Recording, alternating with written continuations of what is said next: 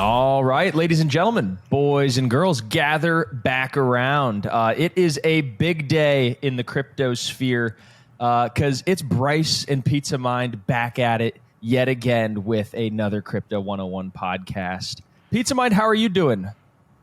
I'm doing well over here in Brazil. I've been treated well so far, and I actually met another expat from Los Angeles. An expat. You're been there for 2 days and referring to himself as an expat. It's going to happen, man. Well, I met a guy who actually is. He's from Los Angeles, a little bit older than me. He says he came to Sao Paulo like 15 years ago and sold his business and never went back. And he was telling me all the amazing things about Brazil and just how life is better here and this and that. And we had a lot in common, actually. So I was like, oh, this is actually refreshing to see and hear someone else has gone through what I'm going through already, and they turned out okay. And all these intuitions I've had and research I've done, it's not just me losing my mind. These are actual observations that make sense to more than just me. So that was a relief.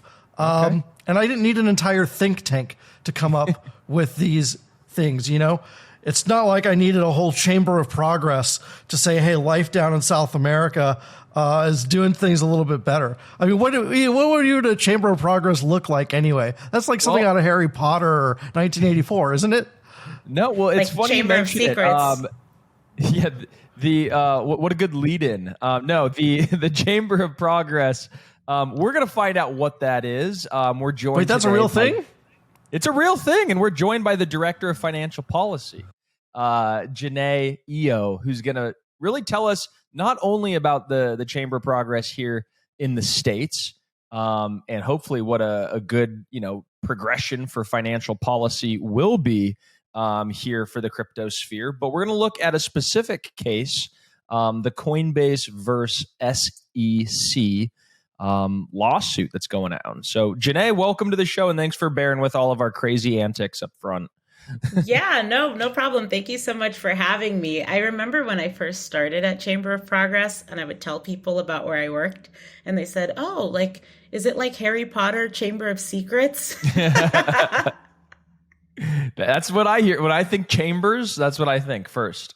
We got a lot when we started telling people we work in crypto too. People were like, oh, so you work for Bitcoin? We're like, no, not exactly. And they're like, well, what exactly is this real? Is this what is going on here? So we can relate. Yeah. Well, no, it's interesting that the Chamber of Progress is taking such a keen look at crypto. Is this like a chamber? What is it? Like, is it like a group of people in DC that have been around for decades, or is it something new? What is the mission here?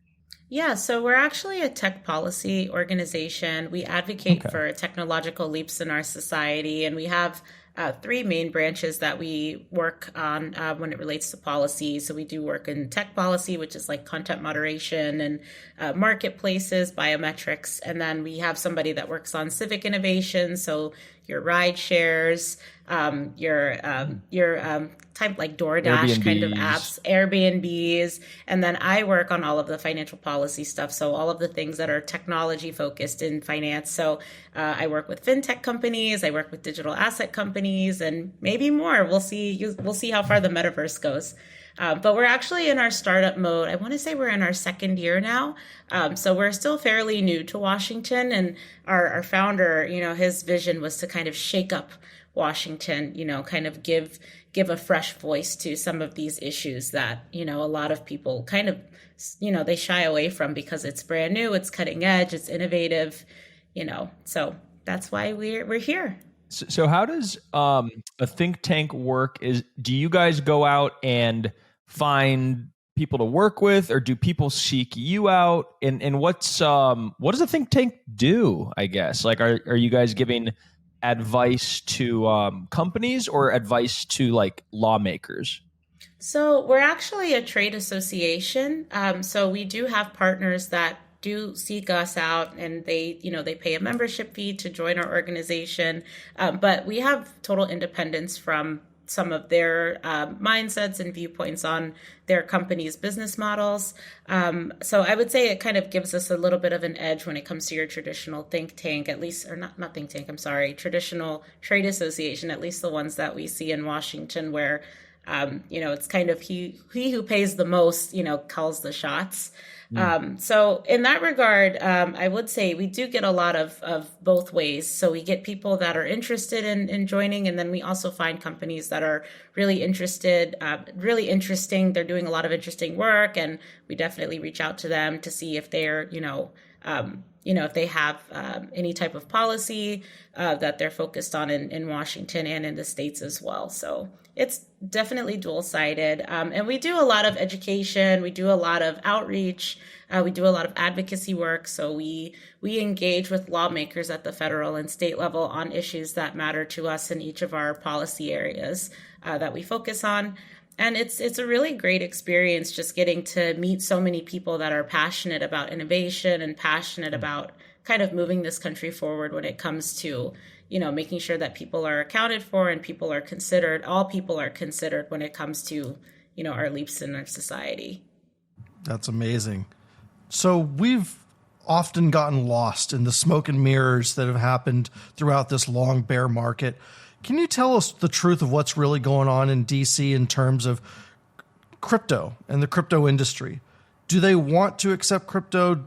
Are they really going to pass laws that are going to allow this industry to stay in the U.S.? What do things look like from your vantage point? Well, I would say that in Washington right now, there's definitely been a swing in the right direction towards, getting some regulatory rules of the road when it comes to establishing the proper framework for digital assets to thrive in this country, not just exist. We want it to thrive. So I would say this Congress in particular has been really focused on, making sure that, people understand digital assets a little bit more. So there's been a lot of congressional hearings on digital assets in the past few months. There's been a lot of outreach done with members, lawmakers, staff, a lot of briefings done. So people are definitely more aware of the issue this year compared to previous years as it relates to digital assets. I will say that President Biden did issue an executive order to develop a responsible framework for digital assets. I want to say a year ago, maybe 2 years ago. Yeah, about a year or two ago. Yeah, about a year or two ago. And so the agencies were kind of put on notice, about this issue, and they all prepared reports and things like that to submit to the president for review. And so there's been a lot of talk in Washington about digital assets. And, I would say in the legislative branch, there are a lot of people who they support it and they're outspoken about how they support digital assets. And then there are people that are really against digital assets. They don't find a use for it. And Elizabeth Warren's anti-crypto army. Yes, Elizabeth Warren's anti-crypto army. And, because of that, that anti-crypto army word, I mean, we've just been hearing so many things about, there being a war on crypto in Washington. But I don't think there's really a war on crypto. I think people are just still trying to figure out what these things are. And the loudest people in the room are often the ones that, have the early advantage of swaying everybody else. But I think just with more education through hearings and, thoughtful proposals, legislative proposals, we can really get to a place that we can, have a proper framework that will benefit everybody in society. Yeah, definitely. No, there's lots of discussion now about the digital assets market structure bill, I think, that is being discussed right now by a couple different committees. Are you anticipating that that's going to continue to be like positive and, moving the ball forward? It seems like it has pretty bipartisan level of commitment. Well, I'm not entirely sure about the digital market structure bill when it comes to bipartisan support, but I will say that any legislation that's introduced by a member on this issue is rolling the ball forward. It's really interesting to see different proposals coming from the House, coming from the Senate. Everybody has really great ideas as to what a proper framework should look like. And I don't know if I'm foreshadowing this, but I think, legislation, all of this regulatory framework coming from Congress is really the right way to regulate the space. I don't think that, agencies should really overreach when it comes to enforcing and that sort of thing. They should really wait on Congress to make that decision for them. But I would say that, all of the proposals that have come out in the past Congress and in this Congress is definitely moving the ball forward. And I even wanted to flag that the Lummis-Gillibrand bill that was introduced last year is going to be reintroduced this week. Oh, wow. So that was definitely a key piece of legislation last year that propelled the digital asset movement forward. Yeah, no, that's great to hear. Shout out to Cynthia Loomis. Yeah. Yeah, she seems like a really cool woman senator from Wyoming who's got a lot of really good things cooking. But like you mentioned, you were foreshadowing a little bit to kind of the meat of the discussion today, which is this Coinbase versus SEC lawsuit that's unfolding. Tell us, what is it? It has been donned this regulation by enforcement sort of regime that Mr. Gary Gensler is kind of presiding over. So why is the SEC going after Coinbase, and what does this all mean for the average crypto user at home? So I would say that Coinbase has worked very closely with the SEC in the past few years. In fact, they have reached out to the SEC multiple times to get a public company. Yeah, they're a public company, so they had to work closely with the SEC to get that sign off to become a publicly traded company. Right. And at the time of, Coinbase going public, a lot of the tokens that are being alleged are securities right now by the SEC were, that was, it was fine back then. As a matter of fact, Coinbase, rejects most of the coins that do apply to be listed by their marketplace. So they're pretty thorough exchange compared to some other exchanges that are also in I think Brian limelight. Armstrong said that he declines like 95% of the coins that apply. And it's like, that's a huge margin that they're leaving on the table, right? They could charge listing fees and all that stuff, but they're doing that because they don't meet their standards, right? Yeah.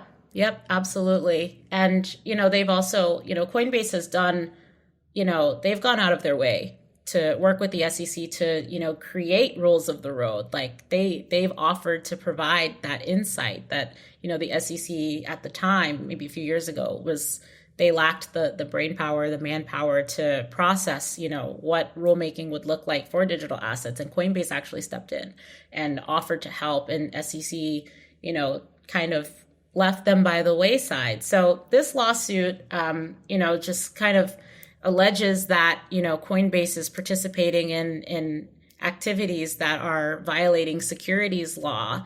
And I think that, this lawsuit is just, it's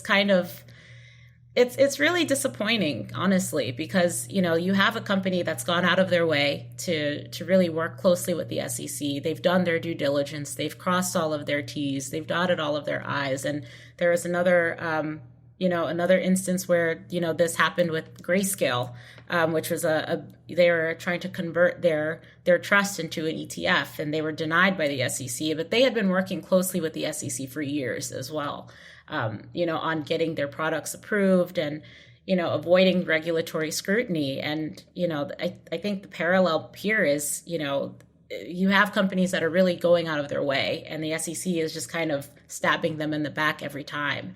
And what I think is so interesting about that is, Gary Gensler is saying, on Twitter, and he's saying on YouTube, oh, come in and talk to us, come in and register. I want to hear from you. But it's totally one-sided. It's, it's not, there's no collaboration there when it comes to the SEC and how that's looking for the regulatory landscape when it comes to digital assets. And ultimately, the people who are owning digital assets on marketplaces or using marketplaces to buy tokens, I mean, these are the people that are really going to be left kind of out of luck, because as these companies get frustrated, they're just going to throw their hands up and possibly leave the country. And then what? It's not a good outlook for your average crypto holder. Yeah, definitely. And, even DeFi protocols now are trying to cover their tracks by banning U.S. citizens because they don't want the SEC coming after them. And that really defeats the entire purpose of crypto, which was to create a financially inclusive environment for people who can't participate in the traditional banking system for one reason or another. And now the red tape is causing the same problems that have made the traditional banking sector unreachable for the majority of the world. So something definitely has to change there. But you made a quip earlier that I wanted to circle back on. You said that he who donates the most money calls the shots in DC. And now you've got BlackRock coming into this space, and no one has more money to throw around than they do. And they want to start offering crypto products because of their client demand. And they want a Bitcoin ETF, et cetera, et cetera. Do you think now with this narrative change from one of the major players that runs the show, that some of these lawsuits may just end up getting dropped? Is there any chance for that happening? Well, I just wanted to say, first off, that BlackRock and some other traditional financial institutions, they've actually invested in the digital asset space. They've been investors for some time now. And I think that it's interesting that, we see these new ETF filings and they're publicly interested in doing a lot more, because they've kind of been hiding in the shadows for so long. So I just think it's very interesting to see that. I remember when this Grayscale lawsuit happened, I think I also made another quip. I make a lot of quips. I said that, the government regulators, when I refer to the government, they're kind of holding the door closed on the digital asset, native companies, while financial institutions that they know and trust are understanding the technology a lot better to create similar products and services that would essentially eliminate the need for those digital asset native companies to exist. That's exactly right. Call me Miss Cleo, but I think this is happening now when we see these current products coming out. And then there was this recent report that came out with the New York Fed. They've been working with traditional banks on, establishing, a digital dollar that could circulate on a permission-based blockchain. So I think that this premonition is coming to pass, unfortunately. But I think the thing that happens is that, this is a very community-based space. This is a movement. And as much as you see, these companies like BlackRock and JP Morgan Chase, they're all creating products and services on the blockchain. I think the people who've really stuck with crypto from the beginning, they're not going to leave the companies that they know and trust. At this point, you have banks and traditional institutions that are convincing people that are kind of iffy on digital assets to begin with. These are your average, investors that are, investing in 401ks and they have stocks and bonds. They're trying to convince their already existing customers of those products that they should invest in crypto. Mm-hmm. I think the hill for them is a lot steeper than, your Coinbases. That's just a hot take. Yeah, no, it's I love it. I love all the hot takes. Do you think that do you think this ETF is going to get approved? Do you think Coinbase is going to win their lawsuit? Grayscale is going to win their lawsuit? Hashtag fire Gary Gensler. Do you think it's going to go that way, or are you not so fast? Well, I think that if BlackRock's ETF gets approved, then Grayscale's ETF will also have to get approved. I don't know if the SEC is going to make that decision about BlackRock's ETF before the Grayscale case is resolved. So I would hope that, our digital asset native companies will win their lawsuits, because that's really a way to, signal to the SEC that, hey, you're stepping way too far. You're doing a lot of regulatory overreach here. So I think that's really the best case scenario for digital asset companies is to win your case, that you have against the SEC, whether you initiate it or they do. I think another thing that, I always want to, put this out there that, there are a lot of smaller companies that are not Coinbase that are really scared to operate in this space right now because, the hammer could fall any day from the SEC. And, these lawsuits, they're not cheap. They're like tens of millions of dollars. And so you're essentially pricing out your creators that, don't have Coinbase money, that don't have Grayscale money, that they just don't have it. And so you're essentially shutting the door on, your, smaller company that wants to create change in this space, that wants to be a driver of innovation in this space. And they can't afford the regulatory costs of a lawsuit from the SEC or any other state regulator. So the uncertainty is also killing creators. Oh, absolutely.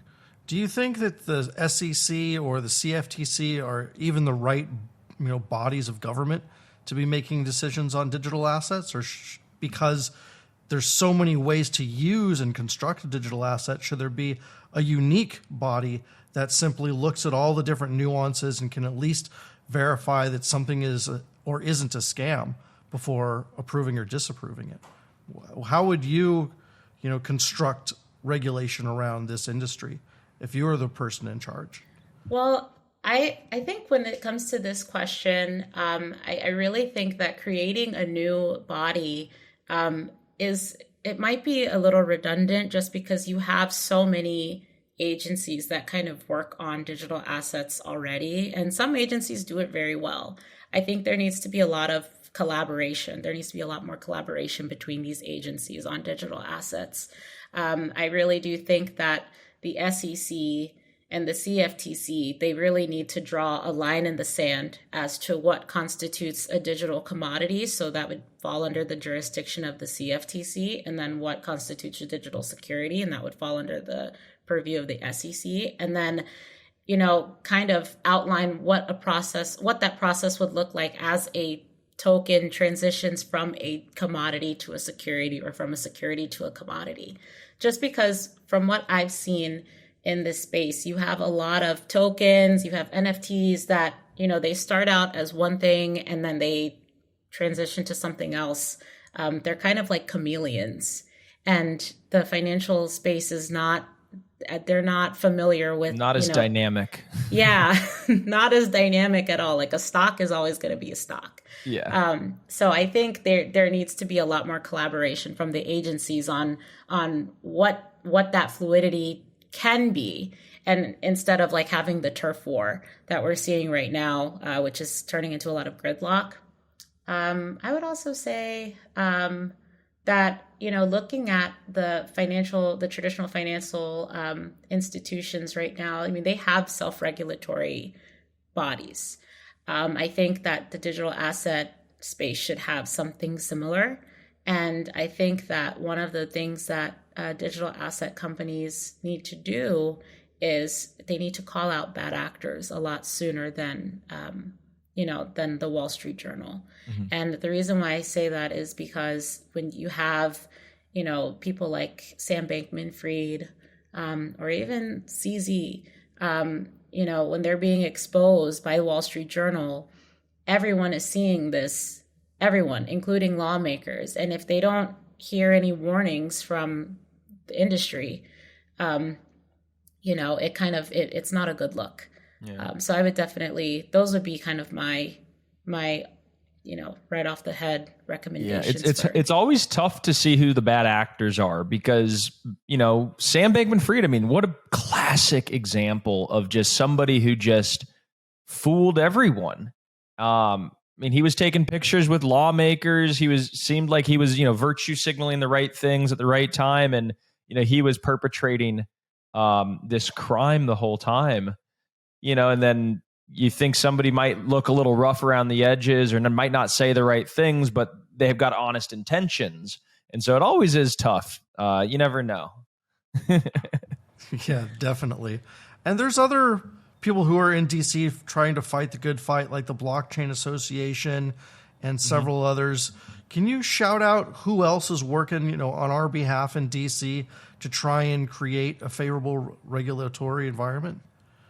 Well, yeah, I would say, Blockchain Association has definitely been a leader with, building relationships and education. And they also have a blockchain foundation, which is doing a lot as well with financial literacy, digital literacy, and, blockchain education, which I think is so important, so important, because a lot of people on Capitol Hill have little to no knowledge about what blockchain is. About a lot. Yeah, about a lot. Yeah. but coming from there, you have to learn a lot of things. So you're not really mile deep in issues. You're kind of an inch deep and then a mile across. So you know about a lot of different things, but you don't know so much that you would be considered like a subject matter expert. Mm-hmm. So that's kind of what a lot of staffers experience. When you're on the Hill, you have a lot of things being thrown at you. But yeah, Blockchain Association, Crypto Council for Innovation, they're also doing a lot of great work. Chamber of Digital Commerce. I'm trying to think if there's more. But those are the ones that are definitely at top of mind that are fighting the good fight. Coin Center as well. Yeah. Coin Center. Those guys are good. Yeah. No, there's a lot of good folks. And then, of course, all of the folks that are actually embattled in these lawsuits right now that are hopefully going to define some good case law. What is it like? Do you have timelines like on any of these things that people in DC are tracking? The Coinbase thing, like, could that go years or is it going to be months? Is this going to like? Is it? I see you shaking your head. Which one? Years. I mean, just look at the Ripple case. I mean, that's been going on it's been dragged on. Yeah. I mean, I suspect that these cases will still be ongoing even after Gary Gensler leaves the SEC. So, wow. And I think that was his goal. He wants to start the case, but he doesn't necessarily want to finish the case. Coward. Yes. Yeah. No. He likes to stir up the trouble instead of face the consequences. If that's not the U.S. government in a nutshell, I don't know what is. So how's the rest of the world being affected by this? Is it, the U.S.'s loss is everyone else's gains, or does the fear spread like a contagion like the pandemic did? And now everyone's afraid to, do anything and innovate because they won't have access to the world's largest market. I would say business is booming in other parts of the world. I mean, there are a lot of countries that are really doing a lot of good work when it comes to attracting digital asset companies. I mean, just thinking about what the UAE is doing, they put out their regulatory framework. The UK, I think they have a bill that's similar to MiCA that may have passed already. I'm not entirely sure, it's close to the finish line. Mm-hmm. I just read somewhere that China now is now becoming a crypto hub in Asia. I mean, 15% of the crypto workforce in Asia is based in China. So, I mean, yeah, I mean, the U.S. is, they're taking their time, and, that's pretty consistent when it comes to financial innovation, just with looking at different trends during, the olden times and up to now. The U.S. is usually the last people to adapt technology when it comes to financial services. And so, but in that time frame, even picked up the metric system yet. Yeah. But yeah, so other countries are definitely seizing this opportunity, capitalizing, which isn't a bad thing. Yeah, no, it's like, America's got the strongest financial markets and the best, security and all that kind of stuff. And so I think they're, as the incumbent, definitely most skeptical to introduce new things because they got the most to lose. So everything, that makes sense. But, it's not just crypto, right? There's all sorts of other technologies. One thing I wanted to kind of pick your brain on while we still had you for a couple minutes was just like other technologies that the Chamber of Progress is discussing or keeping their eye on that maybe the average person doesn't really understand how impactful it'll be, that might also at some point interact with crypto or our lives. Well, this is actually really interesting. I would say, admittedly, I focus so much on financial policy that I'm not really so focused in on what's going on in civic innovation, but I would say whenever I hear about these electric vehicles or autonomous vehicles, I just think it's so fascinating and it's changing. It's definitely going to change the way our workforce, how our workforce looks, and what it looks like for transportation, modern transportation. And then I would even say another thing I find interesting, and this is something that we're increasingly doing more engagement on, is artificial intelligence. AI is the new it girl in Washington. The new blockchain. Yes, it's the new blockchain. And so, I'm really curious to see how digital asset companies can utilize AI. Is it going to be helpful to the industry? Is it going to be hurtful? What would AI look like if it's implemented in traditional financial services as well? So it's definitely something that we're doing a lot of research on and talking to people about. Because companies use AI right now as for chatbots and things like that, usually for customer service based things. But when it comes to other aspects of business, it's really interesting to see how that would interact with each other. Yeah. No, I'm excited for all that. The AI plus all the self-driving cars. That's going to be incredible when you can just kind of hop in an Uber. Hopefully it'll drive costs down. These Ubers are getting so expensive these days. I don't know if that's just in California or everywhere, but it's here too. Yeah. It's crazy. What were you going to say, Aaron? I was going to say one of the best use cases, I think, for AI in crypto is having a real-time smart contract auditor. So it's alerting every smart contract as it comes live to the blockchain, if there's bugs in it, or if there's backdoors or whatever the case is. It's almost like having a senior IT administrator just watching over all the blockchain all at once, saying, hey, if there's something that can potentially be hacked, we can fix it right now as soon as it's deployed, instead of having it be live in the wild for 6 months before, some North Korean hacking team comes in and steals $100 million. So I think that's a great use case for AI in crypto. Now somebody go build it. Hopefully we've inspired you. It's already out there, believe it or not. Yeah, they're already doing it right now. 0x0 is one of them. Oh, yeah. There's, I believe, maybe I'm not sure if it's Certic or Hacken that already uses AI in a lot of their auditing processes. But there's several others that are like live services that are going to be kind of monitoring the blockchain at the RPC level or the wallet level. Just looking at these contracts as you interact with them, making sure that they're actually safe to do so. Yeah. Who was the guy we spoke with recently from Harpy? Daniel Chong. Yeah, Daniel Chong from Harpy. That was a cool. Sorry to go, talk about this, but yeah, there are people that are working on security, and AI. Huge value add to the entire crypto ecosystem. Got to have safe stuff. I think that's why a lot of these senators and regulators are so kind of upset, because look at all these hacks. How are we going to trust something that we don't understand? So got to get it right the first time before we roll out this Bitcoin ETF. There's $1 trillion in it, and then it goes missing to North Korea. That would be bad. Agreed. Yeah. But is there anything else that we didn't ask you that you wanted to touch on with any of this that Coinbase lawsuit, or anything else going on in DC? I just wanted to say that, it's going to take some time for a bill to actually be passed into law. The process is not as clear cut as one would think. I know we all have seen Schoolhouse Rock, and it's not that easy.